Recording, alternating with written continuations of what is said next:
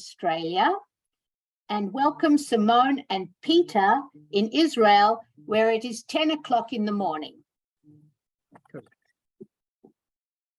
And now my phone is ringing. Simonne has been committed to WITSO for many years and continues to support WITSO both as a major donor, recently donating funds to renovate the basketball court at our Ahuzat Yeladim boarding school in Haifa, and volunteering at WITSO projects in Israel, where she now lives.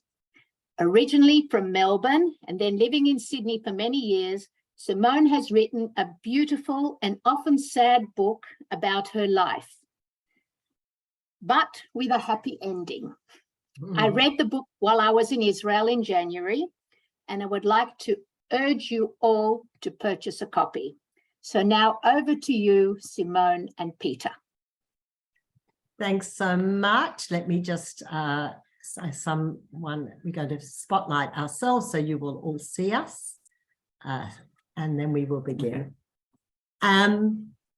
Wow, this is really a fabulous opportunity to be in Australia from Jerusalem. And thank you for everyone for coming. And it's a great honor to be here with WITSO, a very important institution in Australia, of course, but most importantly for what WITSO contributes to Israeli society and has done even we're celebrating our 75th anniversary. I think WITSO is older than the state, and we rely on WITSO for kindergartens and for care of all sorts of people in need. And so it's a great honor to be able to do something for WITSO. Simonne has written this fabulous book. Michelle mentioned it. It's very powerful, very, very beautiful. And I also think it's very heroic to put your life out there for people to read, for everybody to know, and for everybody to ask about. And there's something extremely brave. And so Simonne says in the story, and she's going to say it again in a few minutes, but I'm saying it ahead of her, she's the hero of her own life. She's one of my heroes, having made the decision to take control of her life and then to share that story with so many people. So really a great honor to be here. And Simonne, I just want to turn to you as a dear friend and ask you, why did you write this book? I wanted to find out who I was. I wanted to find out, was I a person, and I knew nothing about myself. Through writing the book, what the best thing was that I found out that I've been a hero the whole way through the book, my life, and not a victim. I never gave up. I just kept on going and going. But you didn't know that when you started. I didn't know writing. that when I started, but I knew that I'm here, and I knew that I'm happy, and I knew that I'm settled. The book is called Finding My Place. Oops. Now, to the Australian people who were there, to me, when I saw that the first time, I reminded myself of the poem, I Love a Sunburned Country, the Land of Sweeping Plains. This is just outside of Jerusalem. Just thought I'd let you know that piece of detail. It's called Finding My Place. And what I've done is I've written the book and I've found my place. I've found that I own a place and I belong. And what happens is I found a place. I bought a place here in Jerusalem. I'm one of the lucky people. God said, this is your land. He went to Abraham, Isaac, and Joseph, and he said, this is your land. You got us Israel, and I live here. I've got a home, and I've decked it out beautifully with all my beautiful things from Australia and from here. And I've got communities here, because in Australia, and no offense to Australia, I'm not, whatever I say, it's not putting Australia down in any way. In Australia, I didn't fit in. I didn't have the communities that I have here, and I'll talk about them later. I also became religious. I became religious in Australia, but I also, my life is just a Jewish life here, and you just live a Jewish life. You can't not do it. Can I just ask you again to go back to the writing of the book? What part did this play in writing the book, this whole I learned about myself. I would write something, and as you'll hear, I've had to re-edit it many times. I'd write something and I think I could only see what I haven't done, not what I've done. And everyone around me sees everything that I've done, and I go, I haven't done anything. So in writing so I don't remember what prompted me at the very beginning. I wrote because the main reason I think was my niece had a little girl who's 8.5 or going on 9 now, who's got Down syndrome. And they came here to Israel 4 years ago, and she was in a program, and I just saw life completely differently than her. My heart opened because it had been closed for so long because of all that had happened to me. We all have a journey. As I tell everybody, everyone has a journey, and that's why we're here, for the journey. But I closed down. I cut everything off. And my life, you'll read about it, has its little ups and downs. Which I suppose we all do. And I started writing, and I just wrote. Because I mean, Simonne knows we've done some project. Writing is hard. It's really hard. I want to know about the process of writing the book. You know, once you say, okay, I'm going to do it as a sort of therapy to find out who I am. But how do you do it? How did you do it? Well, we're gonna jump ahead. I failed school. I'm honest, I failed school, so I can't write because I've got a severe learning difficulty. But through writing, I started writing my journal I still do it, and I did it this morning, 4:30. It's cathartic. You get a chance to see what's going on. You just write, and I write every day, and I go, oh, I didn't know that. I didn't know that, and it just comes. How do you write? Now, that's a good question. I don't remember how. I just started writing, but I tell everybody what happened was I live in Jerusalem, and there's a lot of things to do here. So I didn't. So I went away. At the beginning, I started writing, and I couldn't write because there was too many distractions. So I went away to Eilat for a few days, and people go, Eilat, this sounds interesting. Why? I'm going away. And for 3 days, I just sat and I wrote, and I wrote. And it was great. I got going. And how do you write? You write. I had one person who was helping me, and then don't like that. So I went to my Australian book club. I'm allowed to say that. No, yes. I'm not allowed to say names, but not Australian book club. And I said, I'm in desperation. I need help. So they gave me a name. Now I'm allowed to say my editor's name because she's in the book. Yes. Avril Yanks. She came on board, and she looked after me, and she guided me. And it was the most amazing experience to have her. And what was really funny was last year, I thought, I'm going to meet her in person, because we used to do Zoom sessions. And I went to Australia, and I made arrangements, and I got COVID. So I sat in the Meriton on top of Bondi Junction for a week, and I missed out seeing her in person. But so anyway, so I started writing, and I wrote and wrote and wrote and wrote. And then my friend Peter, Peter and I'll come with some idea, and I go, I can't do this, help me. So we'll talk about it, and I'll go back and write. And then I had one friend, I thought, finished, I've had enough. I've done Australia, and I'm here now. No, that's enough. She says, and what about Shabbat lunches? And because she often comes for Shabbat lunch. And I go, oh, am I meant to write about that? I'm not sure. Yes, write about that. So I did exactly what I was told. So I wrote about, and then I finished once, and I went to Peter, and I said, Peter, what do you think? And Peter goes, and I go, lots of missing. Go, what do you mean? She says, you did write about one, your Jewishness, and 2, you didn't write about your teaching. Oh. They're minor important things to my life. She's being sarcastic. She actually, the first part of the first draft, some of the key issues were missing. So, no, but what was even better was, so I said to Peter, let's go and have a little interview. So we went on the cabin, and we're sitting there, and she goes through, she's asking me a lot of questions, where and what and how. And then I went home, and I'm writing, and I'm looking at all my notes, and I go, and what about the who? You're the English teacher. I'm not the who. So we had to work out who I'd been involved with. So I went back, and I rewrote about my Jewishness, which has been a real journey. And as I've written, and I've kept adding things into it. And my teaching, as you'll hear, that I did think I was teaching. And then when I look back of all the work I've done in the teaching, the life I've made, the change I've made to my children and to them.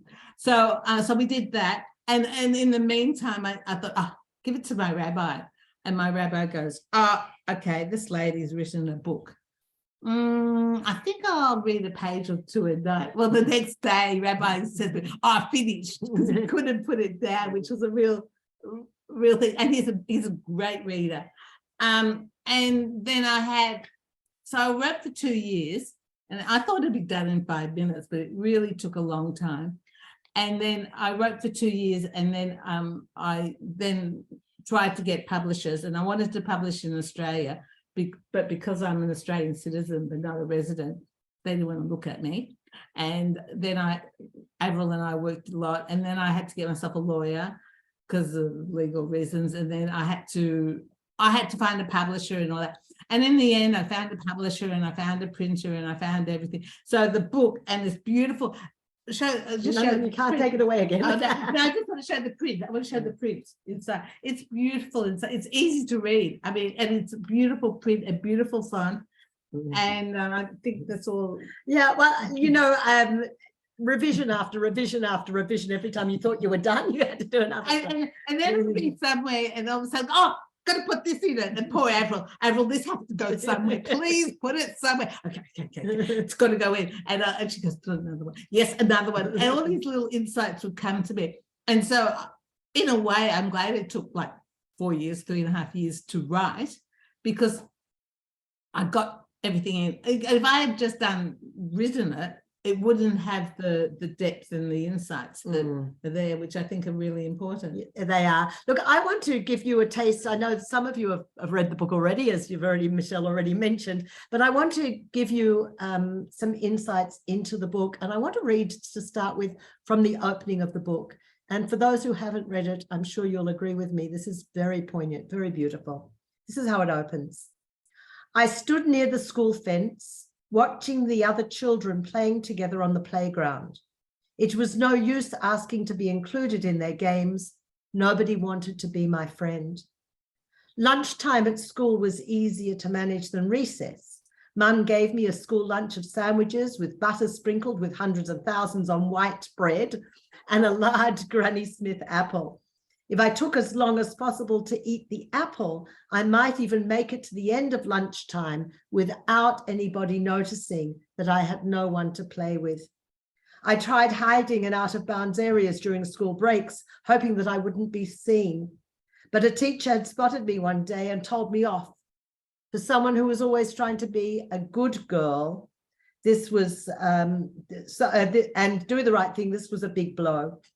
That day on the edge of the playground was pretty much the pattern of my early days at school. I can't recall a single day at that time when I felt part of a group. Nobody wanted me around. I was uncoordinated, so I couldn't play ball games, jump rope, or run in a race. I had no confidence in myself and no initiative, so I would depend on others to tell me what to do and how to play, and I didn't have the vocabulary to join in the games. So I waited on the edge of the playground, feeling hurt and upset as usual, until I could go back into the classroom. Not that things were any better for me there. It was a very powerful, beautiful opening. And Simonne, I want to speak about that little Simonne. And you really give a picture as if you're standing on the outside looking in and looking at that lonely child. Tell me about little Simonne and how much of little Simonne is still in you now. Okay, little Simonne, when you say little Simonne and you're speaking the third person, it means you haven't got the confidence. You're not a person. You're not there. You're not visible. You don't want to be there. You want to be everywhere else. And that's how I was. But obviously I'm very different now because I'm out there and I'm doing things and I'm no longer there. But I feel for that little Simonne because it was hard for her. But I don't hold on to that the way I used to, which is, I think, very good. Yeah, it's very powerful to not be that. I've let go. And I tell everybody, write your story. Just whatever you do, just write your story, because you let go of all those old stories.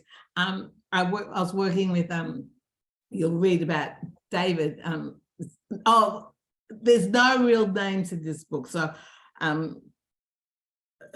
with David's cranial sacrum guy, and I'll go, David, I'm sick of this story. Can I change it? Can I change it? Let's go.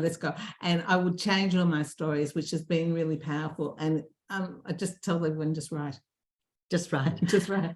So you mentioned there, and we're going to come back to the issues of the classroom and learning a little bit, but in addition to starting off with a disadvantage, you had a learning difficulty, as you say, you weren't particularly physically coordinated, but you also had, when you were a very young child. I want to go back, just that one thing I spoke about last time, but I want to say, when I started school, so we all know what prep and kindergarten are, I already was told when I was 5, I was a failure. So that didn't help me in the playground. So I knew already I was behind the ace board, but this adds more. Yeah. So yes, when you were, because you know, I have to say, Simonne and I, and somebody already asked in the chat about our relationship. You know, we met here, even though our paths, we were born in the same city in the same year, and we didn't meet in Melbourne. And then when we were living in Sydney as adults, we didn't meet here. But you lived on the east or the north? No, I lived on the North Shore, which is one of the reasons. Yeah. But it was just so funny that here we've become great buddies and meeting here. But you had an incident in your early childhood that really made a difference to your life. It affected you very deeply for a long time. I want to read a bit about it. So it was on Wednesday, the 29th of November, 1961. You were 7.5 years old. And you were hit by a truck, but I'm going to read from your words. I don't remember what happened after I saw my mother calling to me. I assume I stepped out onto the road, focused on reaching her before she made her way to me, failing to look right, left, right again for any traffic. I found out later that a truck was passing from the right. As I stepped out so suddenly, the driver didn't see me in time, and I was struck on my right side. I will tell, that's Hawthorne Road to the people who know Melbourne. So it's Hawthorne Road next to Eugene Street, the Browners Street. And then you talk about the physical injuries that you suffered, which really were a huge disadvantage. But there was something else in addition to the physical injuries. And I'm just going to read a little bit and then we'll talk about it. You wrote, I lay there hour after hour in discomfort, unable to understand what was going on. Not once do I remember having someone sitting with me and talking, helping me to explore how I was feeling emotionally and physiologically, helping me deal with what had happened and what was happening as I healed physically. I would lie alone, wishing for someone beside my bed to tell me what was happening, reassure me, and most of all, convince me that the accident wasn't my fault. I needed to have someone sitting beside me with nowhere to rush off to, assuring me that I wasn't to blame and that I was good enough to be wanted, accepted, and loved. Instead, I lay in bed feeling guilty, ashamed, and unlovable. I had done the wrong thing. I should have crossed at the school crossing, as was expected of me. It's a terribly hard thing to bear, terribly hard thing. I want you to share a little bit more about the psychological pain.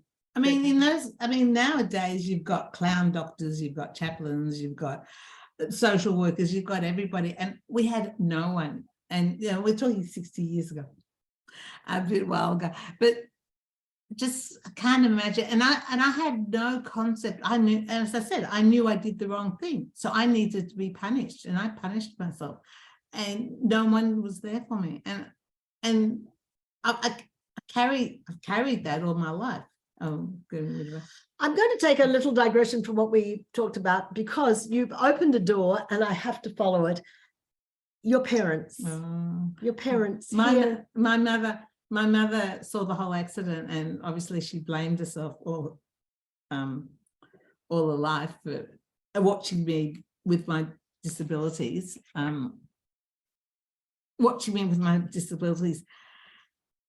not being able to do everything I wanted to do. And you know, as I wrote in the book, if I had died, I don't know how she would have been. I was like nearly dead, but I came back. It obviously wasn't ready to go at that stage.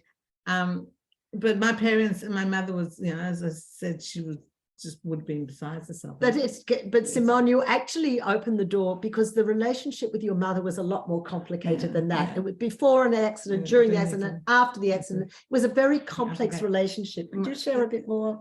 My mother was an anxious person, very anxious, very much no confidence in herself, very much like I was. And she did know how to display love and caring. And let's go back 5 steps. That's what Miller taught me, was how to love and care other people, children and everybody. My mother, unfortunately, wasn't able to do that. Miller being your niece. Oh, great niece, my great niece, the one who's got Down syndrome that I talked about. I just remember lying in that hospital, and I had basic needs looked after, but my father used to come in every morning with breakfast for me because I refused to eat the hospital food, until one day the head sister Robertson, not allowed to mention real names, but I just she came and told my father, I'm not allowed to be fed anymore. I have to eat hospital food, and I hated the hospital food. Can you imagine what it was like then? So I wanted the comfort of normal food, and I don't know, Mum would come in, I don't remember, but Dad would come in on the way to work and come and give me breakfast. So and my father also, for the first 2 nights, in those days, parents weren't allowed to sleep in the hospital. Nowadays, there's beds for parents. My dad insisted he slept in that hospital for the first 2 nights, because it was really, am I going to live or aren't I going to live? And they just lived. And I think about it, the whole lives have just changed. And poor Mark, my brother, which I refer to as Marcus, he would have been amongst all that also. And in those days, visiting hours were strict. Like in the evenings, they only came in. There was during the day, there's no sleep time, and then there's more time during the day, and then only parents were allowed at night, and then they were thrown out. So again, your brother, who I believe is here, and I heard that your Mila's here and Luca is here, so it's lovely that your family's on this call. But I hope that I'm not pushing too far, Simonne, because you do allude to this, but maybe don't fill it out. But your family life was very complex because your parents were Holocaust survivors. Yes. And when you say that you learned to love through Pellach, so to me, but you didn't have love in the home. You had your material needs cared for, but not your emotional needs cared for. Very much so. I wrote about my parents' romance. My father was much older than my mother, and they were like all the other people, that they were glad to be out of Europe and starting a new life, and they got together, but they weren't the happiest. Because again, if you think about it, all these things compiling on how your life story plays out, and now we have to go to the learning difficulties. It's a significant theme in your book, as I'm going to say in a moment, but I'll jump to it now, is how incredible it is how you overcame those difficulties. But let me just share some of your reflections on the learning difficulties. You say it still hurts to remember, and again I asked you about the little Simonne. She's still there in this way. You still hurts to remember the day that we each had to stand up in turn in front of the class and read from our reading books. Of course, I made a mistake as soon as I started, and some of the girls at the front of the classroom laughed out loud at me. You know, just that when you write so in such simple, poignant language, we all feel it. We all feel it. And we've all had little girls somewhere along the line, and you know how bitchy little girls can be. You know, and how I thought I was the victim, kept on going. But yet I went to school every day, and I never gave up trying. I tried my hardest, and everybody said, keep trying. I could have tried any harder. I just tried. Yeah. And I couldn't do as my friends did, but I just went. And that's where I knew that I was the victim, not the hero. I was the hero, not the victim. But you write now as an adult, you write, I'm angry about how little was known there and how my learning problems were not addressed. Though I know that knowledge about learning disabilities was limited then, you write, I'm still angry. They were so quick to label me and they never followed up on my clear struggle and my obvious unhappiness. They robbed me. They robbed me of my childhood and self-esteem and how to fit in. You know, you respond as an adult, but you also respond as that little Simonne. You know, I can feel it. I can feel it. You go on and you say, but I knew I was failing at school, no matter how one viewed the results. I remember I took my report card home, and as usual, my parents took out Mark, the name used for your brother in the book, Mark's report card for the same school year to compare us. I wasn't anywhere near as capable as him in the classroom. They were upset and told me I had to try harder. And as you just said a moment ago, I couldn't have tried any harder. I don't know what else I could have done. And that went through the whole way through school. And when I got to Form 5, Year 11, I failed every subject. And what had happened was I had an IQ test, and I had a few IQ tests, and I was tested along the way. IQ, I'm right, but I couldn't do anything. And they tested me when I was 16 and I had the reading and writing ability, a 9-year-old. And you think 7 years at that stage, I don't even know how I got as far as I did it through school. But what's amazing is, Simonne, you had this learning difficulty. It wasn't diagnosed, it wasn't treated, and yet you overcame it. You really overcame it. You not only acquired your first degree, but you acquired additional degrees and qualifications all the way along. I want you to share the answer you shared last time. How did you do it? Oh, I cheated the system, as I say. Yes. I didn't really, but then I got into Teachers College, and I got into Teachers College as a mature age student, a whole 21 years old. And I picked subjects like maths, which I can do, and you make little games for the children to play with in maths. So I got through that, and then I did my master's, and I found a few friends to help me right along the way. And as I said in the last one, I did an assignment, and it was brilliant, and it was really good. So I doubled the assignment. I gave it in the second time. I changed that, a bit of stuff in it, but the same lecturer marked the same assignment twice. So I've got a pass. That was all I needed. I've got my piece. I got a master's in special education, and I tell people I had a learning difficulty at school. And I got a master's in special education, and people look at me and I go, I suppose that shows you what a hero I am, how I just kept on going. And why did I do the special, we might be jumping, why I did the special education is because I had to help children who struggled like me. You know, I want to jump to your teaching success, because when I read this book, I thought, oh, if only I'd had a teacher like Simonne. I mean, how incredible she was. She's talking about when she is given her own group of kids to look after, and she says, I made sure I had the best possible environment to encourage their learning. We're jumping because we don't have hours and days to share today, but she tells about the story of first, you know, she just is an adjunct teacher, and then she gets her own group, and finally she's got her own group of kids, and she's able to prepare the classroom how she would like it to be. And she said, I'd been told I would have exactly 20 children in my class, so I had 20 navy blue chair bags, and they looked really good. I'd seen this idea at another school, she says, and my system was working very well until one day the deputy principal came to me and said, I was getting a new child in the class.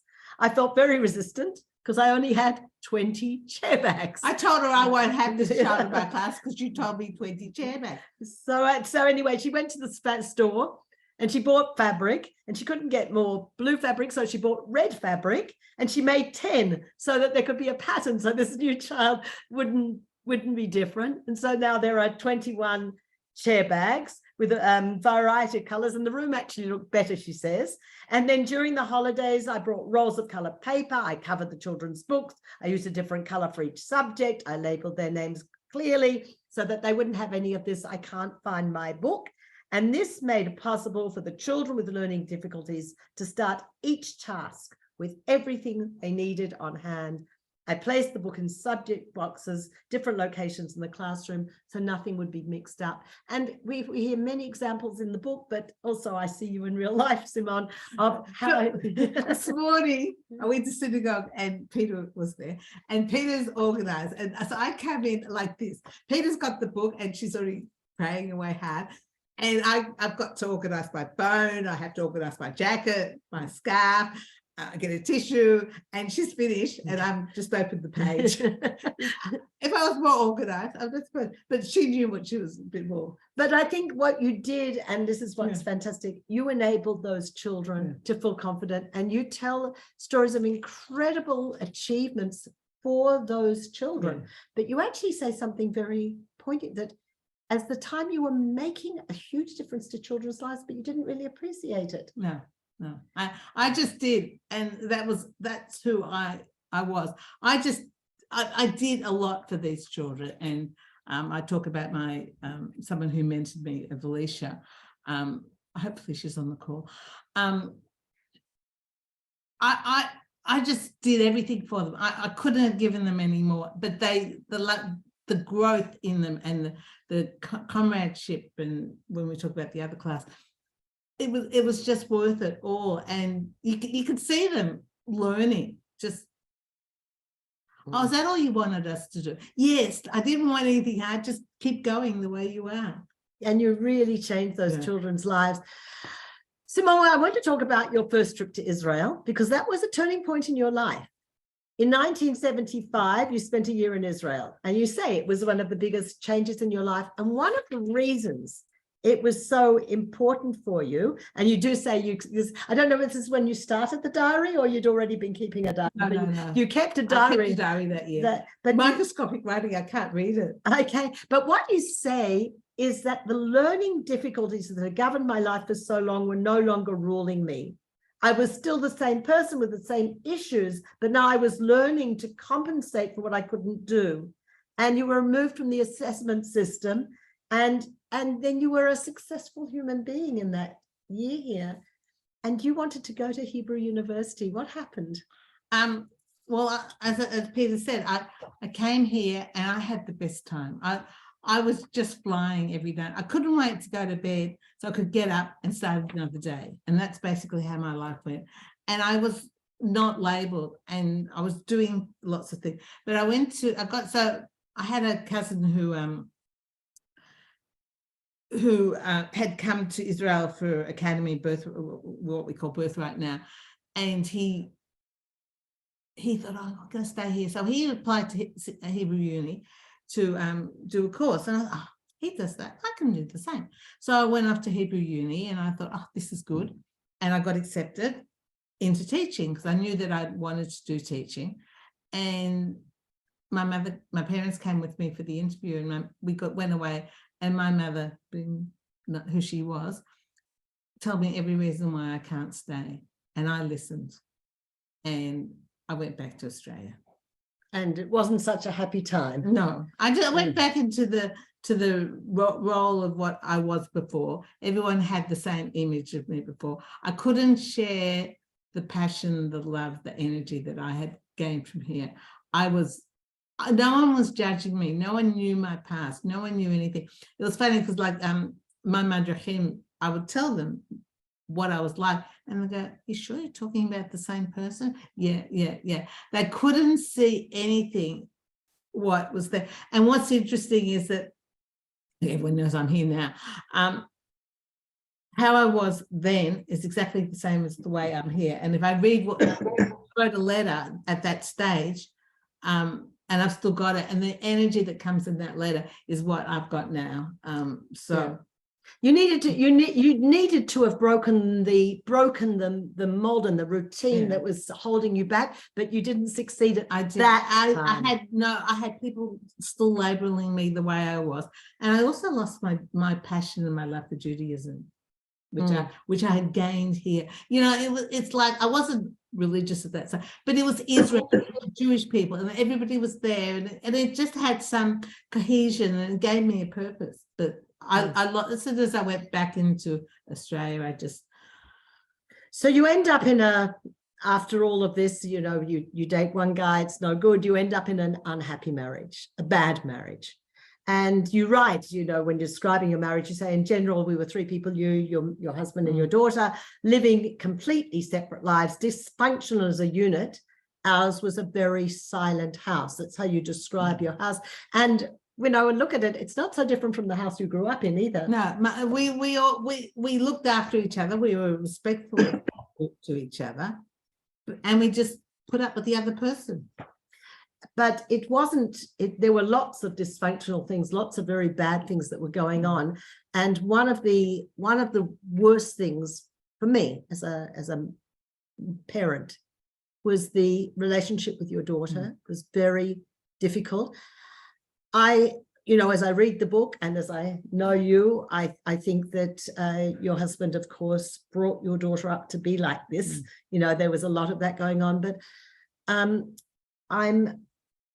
feel I have to, if you don't mind, Simonne, I have to share the sort of a really, what I think is the most tragic story in the book. And after people have heard about your accident, the physical accident and other things, they might say, yeah. To me, the most tragic incident in the book is to do with your daughter's 21st birthday party. And you say that this was a turning point as well in your life. What happened is, and again, these are false names. Together, Colin and Olivia arranged a birthday party. This is her daughter's 21st. Together, they covered every detail: food, drinks, music, and so on. I hovered in the background, making myself available, hoping they would change their minds and include me in the planning. It didn't happen. On the day of the party, I was still hoping that things would change.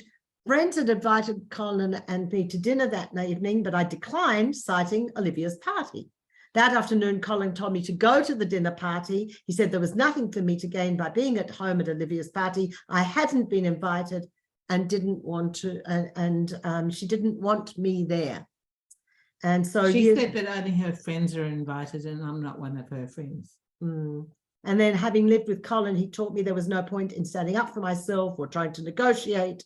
I didn't have the mental ability or strength to put my case forward or ask to be heard. I needed to protect myself against repercussions that could arise. And so you left.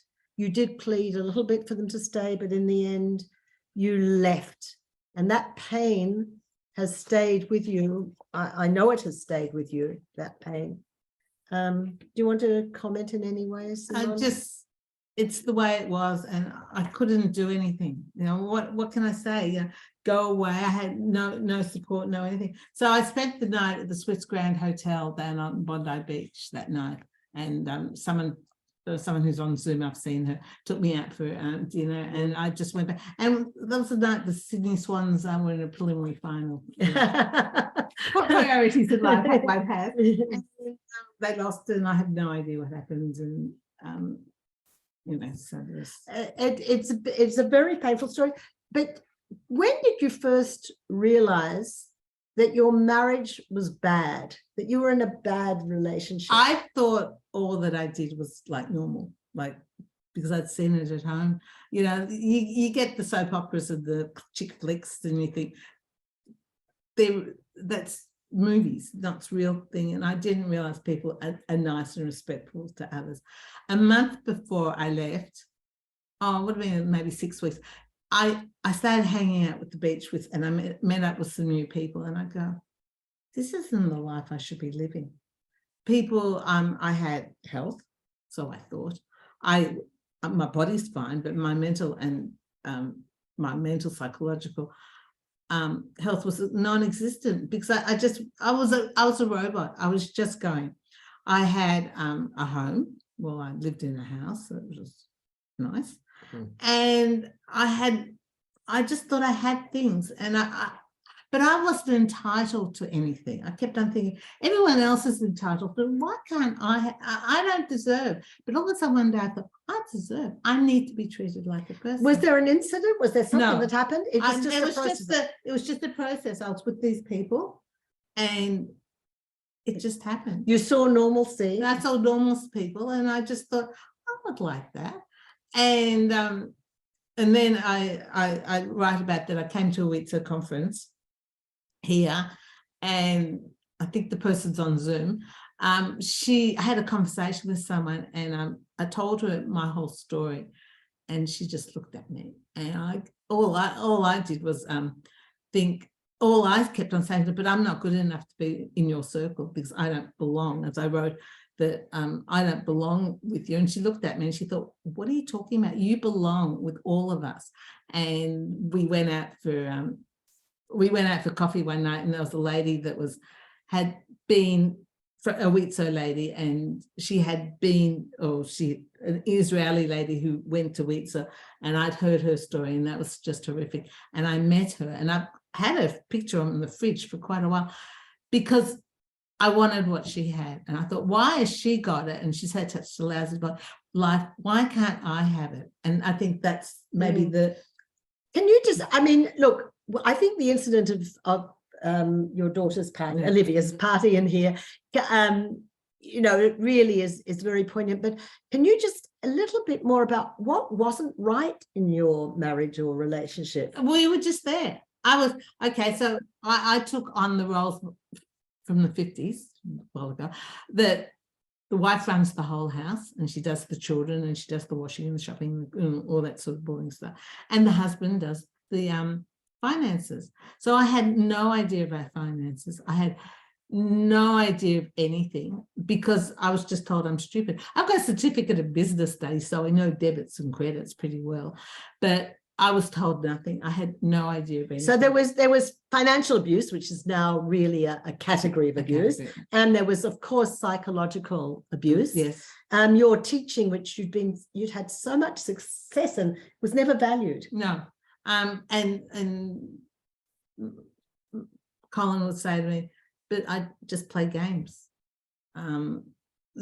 Was not valued of how important teaching is. And people still think primary school teachers, they just play games all day, you know, that's all there is to it. Unfortunately, that's part of the in society. Yeah. But in your relationship, and again, as somebody who spent most of my life as a teacher, you do hope that at least when you come home, somebody appreciates you. I had no one to share. So I had no one to share what I did with, but the lady Valisha who sponsored or mentored me, she would I would ring her at night when she put me on her program because she was doing her PhD and she needed somebody to get the data. So she used me, and I was like a duck swimming. I learned exactly how to do it and what to do. So I'd come home from work and I would ring her up and I'd say, this one did this and this one did this and this one did this. So that was really good. But you didn't have it from home at all. Not at all. And I was just there. I was just expected to. I remember one night, Olivia during dinner, she said, well, that's what mums are meant to do. And I'm going, oh, okay. So I did. And I didn't quit. I didn't question. I did robot things and that's why I was like a robot. And then you took the decision and you just left. I just left. Which is an incredible decision. And when you left, you didn't initially decide to come here. That wasn't an initial decision. No, when I left, I was very happy. I kept on working for another couple of years. I worked until I was 60 and that was the cutoff date. And then I thought I'd come here for a holiday. I came for 3 months and people said, 3 months? So long. What are you going to do? Oh, well, I'm going to go and volunteer for Witso, which I did for 6 weeks. And then I'm going to go and do a program at Abadee, which is a learning place up the road, literally up the road. And I thought, I'll do this course. And that's all I need to do. That's all I need for my Jewishness. And I go, oh, there's a lot here. I'm really sure. So I rang my brother up, Mark, and I said, well, what I'll do is come for a year. So, oh yeah, come for a year, not a problem. So I came for a year, but halfway through that year, I was having the main problem. You guys can understand. I had my home in. I was brought up and raised in Melbourne, so and the family was there, but I had Sydney, and it had the beach, and it had what I needed. And I was in a dilemma. I wanted to buy a place, but I didn't know when not Melbourne. I didn't know what Sydney, so I didn't know where to go. So I came here, and then after about 6 months, and I'll tell this story to everybody. I'm here for a year, and then I'm going to go back to Australia and buy a place, and I'll be happy. And this girlfriend of mine would say to me, in the change, everything happens in the change rooms at the swimming pool, I think, more than anything. And she says to me, well, you're not going back. I said, of course I am. We've discussed this. So one day I had to go to her and say, I have to talk to you. She goes, no, I know. You're staying. I go, yes. So I bought here. Now, I'm just thinking about that. Another reason for the book was I wanted to make a difference to people. And the people who've read the book, and I've shared with already, I've already attacked them. I want to know what you've gained about yourself from the book. And everybody tells me something completely different. You know, we're talking about me being a hero. One of my friends had an incident that happened to her when she was about 10. And she said to me when she read the book, she said, I remained the victim. I was the victim. I went on drugs and alcohol. And she says it took her years to get off. Other people have said to me, I can see that life can change. You can change your attitude. Other people have said all sorts of things. One lady said to me, you had so much courage. I haven't got your courage. I want to take things off. And then another lady said, I've done what you've done. I've got confidence. You've got the confidence. So everybody, and so what happens now is I learn about the people. But I have to tell you the funniest thing, why I went on to that was because of the change room.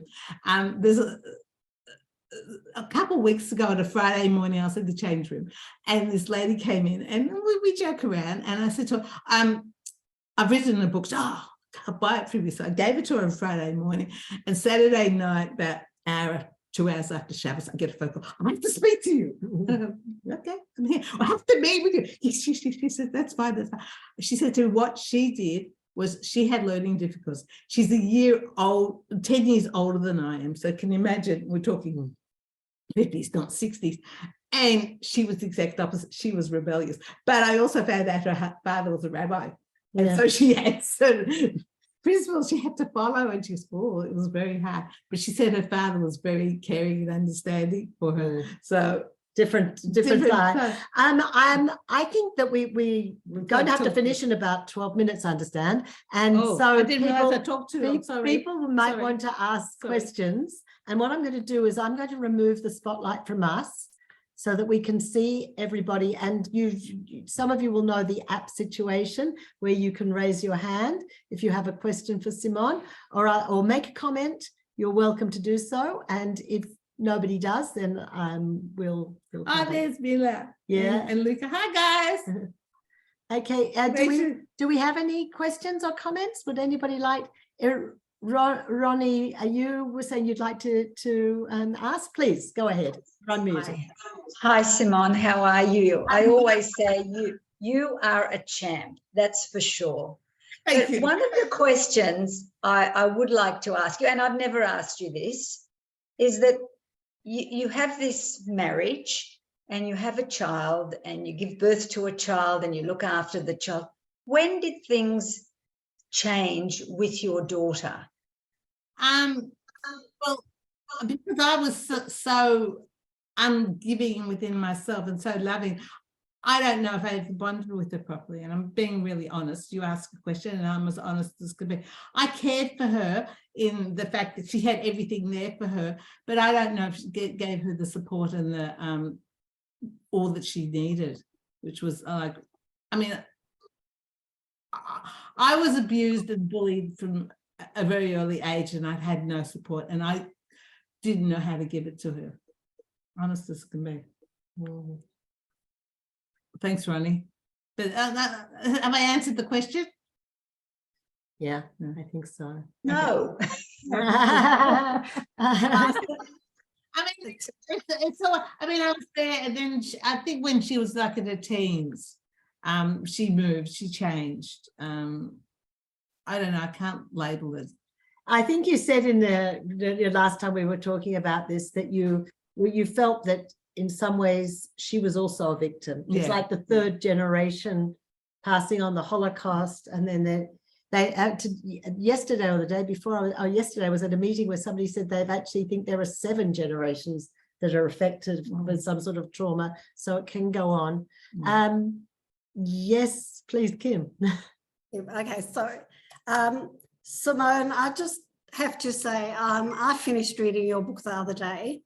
I had never met Simonne. I had had quite a lot of interaction with her before I went with Michelle to Israel.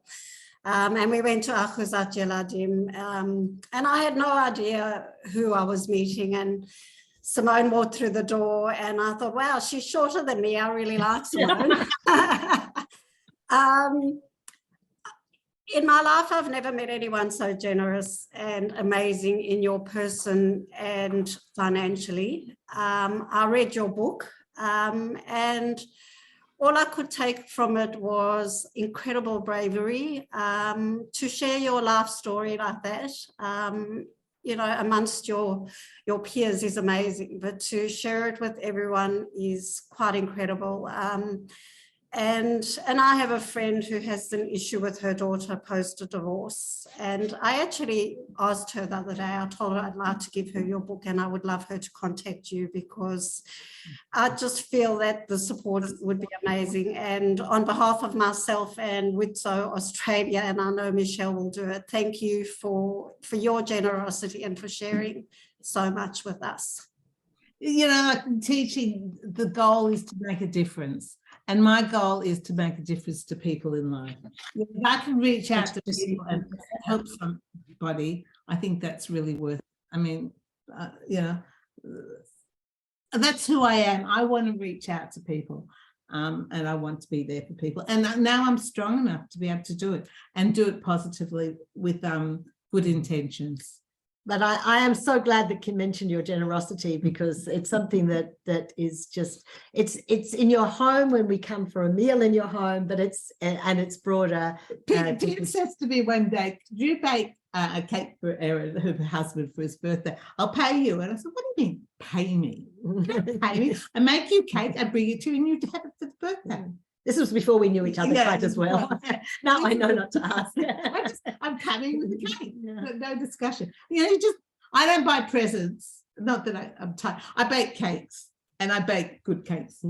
I think that I want to sort of round off with something from the end. I think Helen Granick would like to ask a question. Sorry, I didn't see the hand. Helen, please. She muted. Helen, you need to unmute. We can't hear you. You need to unmute. Can you unmute her? No, I can't unmute her. She has to unmute herself. Or what I can do is, no, I can't even. Can you see how to unmute, Helen? Or what I might be able to do is unmute everybody. Let's see whether I can do that. Okay.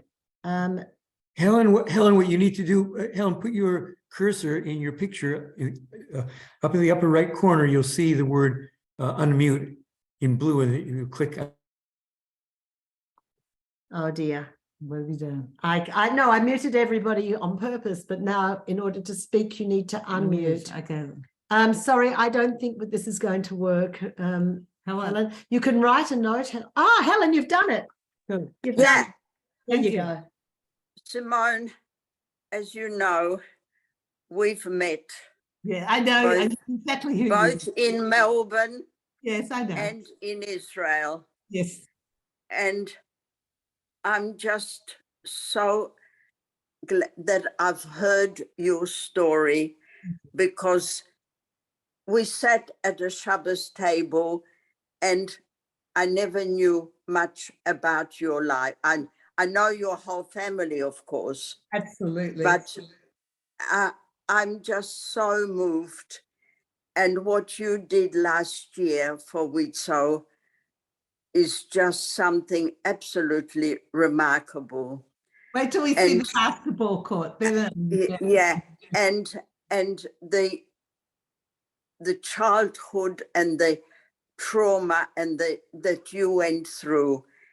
And also, I have met little Mila, and she does make you happy and she does make you smile.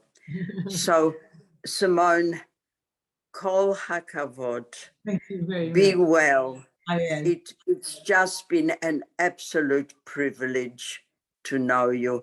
And we spent lovely time 3 years ago on the Witso tour and at the conference.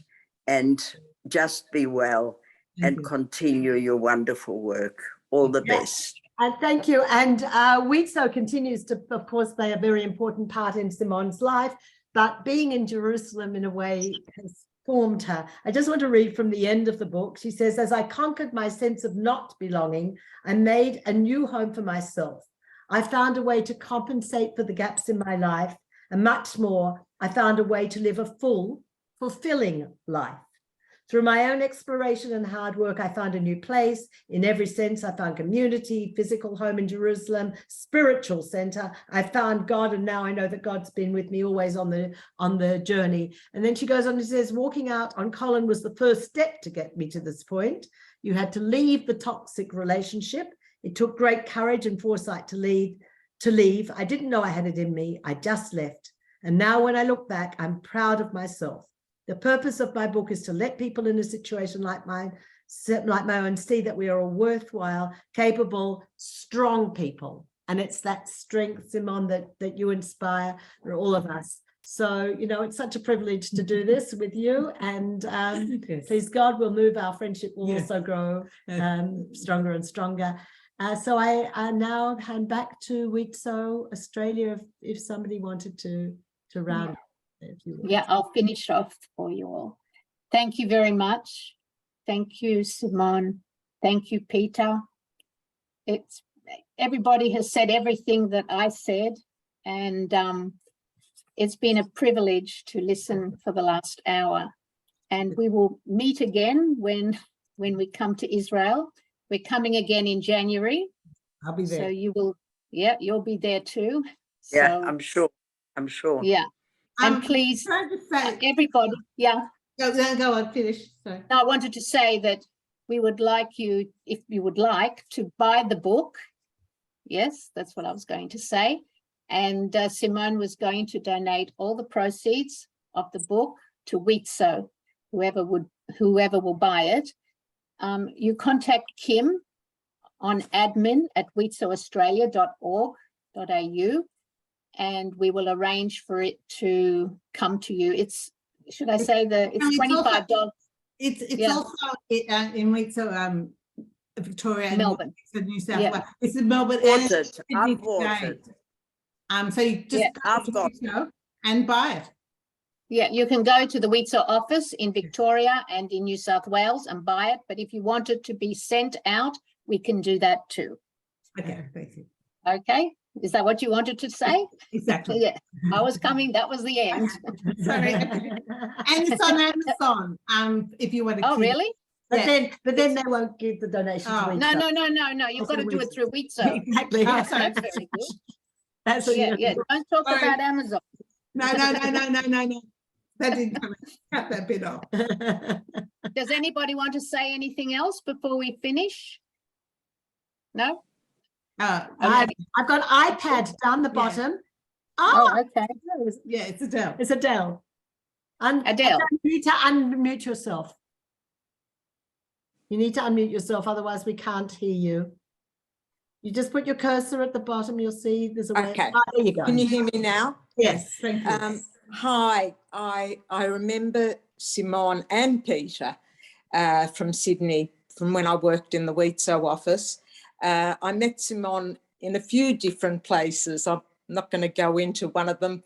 Was when I was struggling with my weight,